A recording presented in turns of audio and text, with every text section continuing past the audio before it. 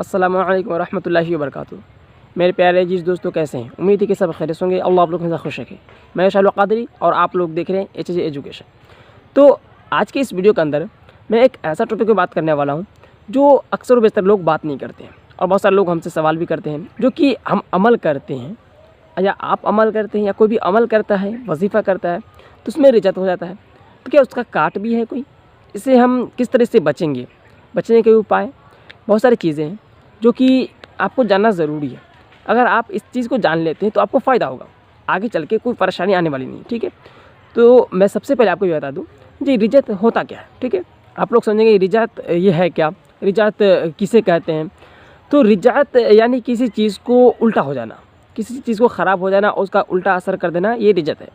सितारे का रिजत भी हो सकता है, तो सितारा का रिजत भी होता है, और अमल का भी रिजत होता है, वजीफ़ा का भी रिजत हो जाता है।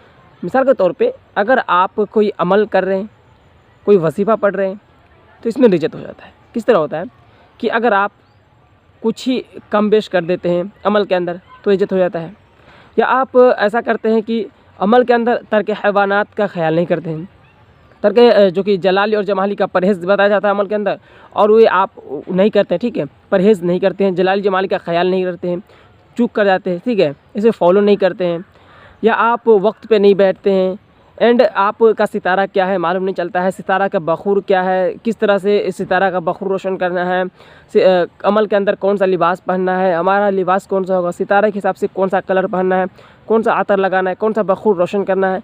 बहुत सारी चीज़ें जो कि अमल के अंदर आता है, अमल के अंदर बहुत सारी चीज़ें, ठीक है। तो बहुत सारी चीज़ जो कि हम किस तरह करें पता ही नहीं चलता है, तो इससे क्या होता है, हमारे अमल के अंदर रिजत हो जाता है। अमल के अंदर क्या होता है, रिजत। तो रिजत को दूर भी होगा या नहीं, इसकी रिजत हो गया तो क्या होगा। पहले नंबर ये, तो रिजत हो गया तो क्या होगा। रिजत ये होता है कि अगर आप मोहब्बत का अमल कर रहे हैं तो मोहब्बत की जगह नफ़रत हो गई, ये रिजत है, रिजत का शिकार, ठीक है।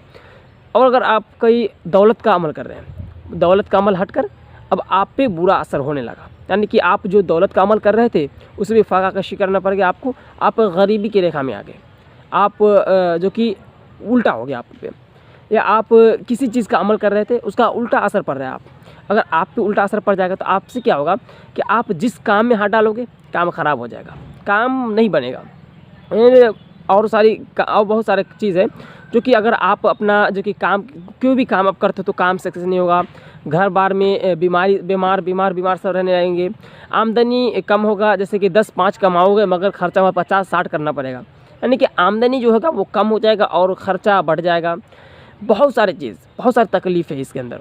रिजत अगर हो जाए तो रिजत से बचे किस तरह, तो आपको भी अगर चाहिए कि रिजत से बचे किस तरह, तो ये सिंपल सा काम है कि अगर आप अमल कर रहे हैं, ठीक है, अमल कर रहे हैं तो इसमें सारी चीज़ को ख्याल करें, क्योंकि तर्क हैवानात किसे कहते हैं, तर्क परहेज़ जलाली क्या है, जमाली क्या है, अमल किस वक्त बैठे, किस टाइम बैठे, अमल से किस टाइम उठे, अमल में इब्तिदा कब है, देखिए इख्तिताम कब है, सितारा क्या है, इसका रोशन बखूर क्या है, इसका कितना मरतबा पढ़ना है, किस टाइम में पढ़ना है। और तो एक बात और, जो कि एक उस्ताद भी होना रहनुमाई के लिए, जो कि रहनुमाई कोई करे, हाँ अब ये करना है वो करना है, अब सितारा के हिसाब से जो कि कलर होना चाहिए, लिबास होना चाहिए, बहुत सारी चीज़ें। अगर आप सारी चीज़ों को करते हैं तब जाकर के आपका रिजत होने का शिकायत नहीं हो, ठीक है, आप रिजत में नहीं फंसेंगे। और अगर रिजत हो जाए तो इसका काट है, ऐसा नहीं हर चीज़ का काट होता है। तो रिजत हो जाए तो रिजत को भी ख़त्म करने के लिए एक अमल है जिससे रिजत को ख़त्म किया जा सके। रिजात भी होता है, रुजात भी होता है, ठीक है। बहुत सारे लोग रुजात कहते हैं, बहुत सारे लोग रिजात कहते हैं, तो जो आपको मर्ज़ी वो बोल सकते हैं, ठीक है। तो रिजत को ख़त्म करने के लिए अमल भी है। तो ये सारी चीज़ अगर आपके अंदर हो या हो जाए, यार आप अमल में गलती कर दे, चूक कर जाए, आप किसी चीज़ को फॉलो ना करें, ठीक है, तब जाकर आपके पास अगर रिजत हो जाए तो इसका हम तौर बता रहे हैं, इसका काट किस तरह करना है। अगर आप आमिल बनना चाहते हैं, अगर आप चाहते कि मैं आमिल बनूं, अमल करूं, वजीफ़ा पढ़ूं, तावीज़ लिखूं, तो सारी चीज़ों के ऊपर मैं सीरीज़ चलाया हूं, जो कि प्लेलिस्ट का लिंक डिस्क्रिप्शन में मिल जाएगा, ठीक है। आप तावीज़ लिखने का तरीका भी सीख सकते हैं, वहाँ से अमलियाती कोर्स भी आप सीख सकते हैं, जान सकते हैं कि अमल के अंदर किस चीज़ की ज़रूरत है, ठीक है। मैं जो बताऊँगा वो 100% डिटेल बताऊँगा, क्योंकि खुदा की कसम कल हशर के मैदान में मुझे भी चेहरा दिखाना होगा, खुदा की बारगाह में जाना है और वहाँ पे भी सूरत को दिखाना है कि हाँ तूने गलत बताया और कोई बर्बाद हो गया या कोई जो भी हो, ठीक है।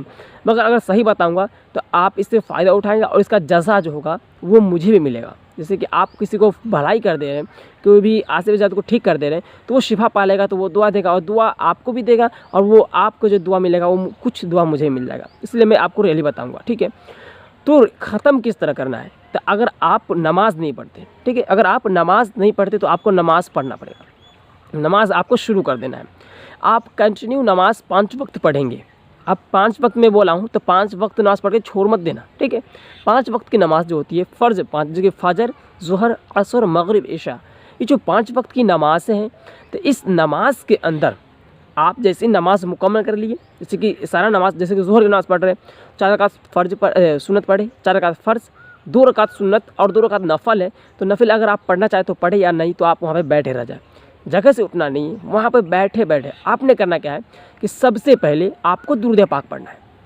आपको जो भी दुरूद पाक याद हो वो दुरूद पाक आपने पढ़ना है, ओनली 3 टाइम, 3 मरतबा आपको दुरूद पाक पढ़ना है। आपको जो दुरूद पाक याद हो, नहीं तो आप इतना ज़रूर पढ़ेंगे सल्लल्लाहु ताला अलैहि वसल्लम। मगर आपको मैं एक ही बात कहूँगा कि आप नमाज में जो दुरूद पाक पढ़ते हैं, दुरूद इब्राहिमी, आप वो पढ़ें, 3 मरतबा आपने पढ़ना है। इसके बाद एक दुआ जो कि मैं अभी बता रहा हूँ, जो दुआ मैं स्क्रीन पर दिखाऊँगा, ठीक है, मैं पढ़कर भी सुना दूँगा। तो ये दुआ को आपने 9 मरतबा पढ़ना है, ठीक है, 9 टाइम आपने इसे पढ़ना है। फिर आखिर में क्या करना है कि फिर दुरूद पाक को 3 मरतबा पढ़ना है। बस इतना ये करना रहेगा, ये अमल है आपका। फ़जर की नमाज में भी करना है, ज़ुहर की नमाज में भी करना है, असर की नमाज में, इशा की और मगरिब और इशा, 5 नमाज में आपको ये अमल को करना है। नमाज जैसे ही मुकम्मल हो जाए, ओनली आपको 10 मिनट लगेगा, ठीक है, 10 मिनट भी मैं ज़्यादा बोल दिया हूँ, कम ही लगेगा, क्योंकि मुझे तो रिजत हुआ नहीं, तो इसीलिए मैं ये अमल किया ही नहीं हूँ। मैं बताऊँ रियली तो, मगर ये रिजत ख़त्म करने के लिए ये बहुत ज़्यादा मुफीद एंड बहुत ज़्यादा पावरफुल अमल है। तो आपको करना क्या है, 3 मरतबा दुरूद पाक शुरू में और लास्ट में 3 मरतबा दुरूद पाक, बीच में जो दुआ मैं बता रहा हूँ ये आपको पढ़ना है। इसके बाद आपको ये कंटिन्यू कितने दिन करना है, आप सोच रहे होंगे, तो आपको ये 3 चिल्ला करना है। 3 चिल्ला आपको करना लाजमी ज़रूरी है। 3 चिल्ला कितने को कहते हैं आप जान चुके होंगे कि 1 चिल्ला होता है 40 दिन का, तो 3 चिल्ला हो गया 120 दिन का, यानी कि कुल मिलाकर 4 महीने। तो आपको कंटिन्यू 4 महीने नमाज पढ़ना है। नमाज के बाद ये अमल को करना है, नमाज के बाद ही ये अमल होगा, बगैर नमाज का नहीं होगा अमल, ठीक है। तो नमाज का आप पढ़ेंगे इंशाअल्लाह तबारक तआला, आप इसे पढ़ेंगे तो आपके पास जो भी रिजत हो गया है, आप किसी काम में हाथ डालते काम ख़राब हो जाता है, बरकत नहीं है, बीमार रहते हो एंड पागल सा घूमते हो, जो कि दीवाना बना फिरते हो, ठीक है, सारी चीज़ें ख़त्म हो जाएगा। अगर मैं इस रिजत के ऊपर कोई और वीडियो बनाऊँगा तो आपको, जैसे इसमें बोला शुरू करूँ तो बहुत ज़्यादा वक्त हो जाएगा, किसी और वीडियो में बता दूँगा कि रिजत को ख़त्म हो जाता है, ठीक है। रिजत किस चीज़ से होता है मैं बता दी, पहले सितारा से भी रिजत हो जाता है, सितारे का भी रिजत होता है। सितारा का रिजत अलग है और अमल का रिजत अलग है, अमल वजीफ़ा का रिजत क्योंकि अलग है।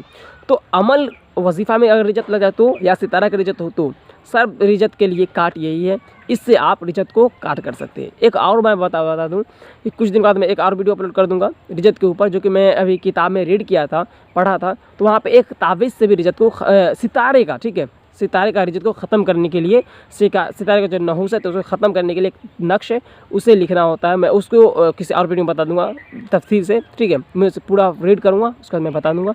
तो जो मैं अमल बताया हूँ वो आप करें, और जो दुआ है मैं आपको स्क्रीन पर दिखा रहा हूँ, पढ़कर सुना रहा हूँ, इसे आप सुन लें और इसे आप अच्छे से याद रहें कि आप अच्छे से याद कर ले। याद कर लेंगे तो आपको पढ़ने में आसानी पढ़ पाएंगे।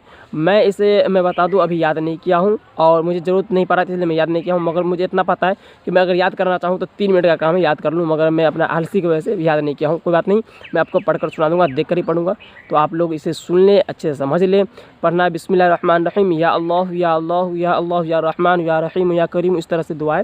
तो आपको मैं पढ़कर सुना रहा हूँ। देखें कि आप अभी तक चैनल को सब्सक्राइब कीजिए तो सब्सक्राइब कर लीजिए, वीडियो को लाइक कीजिए, अपने दोस्तों शेयर कर दीजिए, दुआ सुन लीजिए। बिस्मिल्लाहिर्रहमानिर्रहीम, या अल्लाह या अल्लाह या अल्लाह या रहमानु या रहीमु या हय्यु या क़य्यूमु या हाफिज़ु या नासिरु या मुईनु या शाफ़िउ या काफ़ियु या क़ादिरु या करीमु बिहक़्क़ि काफ हा या ऐन साद व बिहक़्क़ि हा मीम ऐन सीन क़ाफ बिहक़्क़ि इय्याका नअबुदु व इय्याका नस्तईन अहफ़िज़नी मिनन नहूसति अश-शम्सु वल क़मरु वल मुश्तरी वज़्ज़ुहली वज़्ज़ुहरा वल अत्तारदि वल मिर्रीख़ि वल रास वज़्ज़म्बि बिहक़्क़ि या अल्लाहु या अहदु या समदु या लम यलिद वलम यूलद वलम यकुल्लहु कुफुवन अहद। सल्लल्लाहु अला खैर खल्किही मुहम्मद व आलिही व अस्हाबिही अजमाइन बिरहमतिका या अरहमर राहिमीन।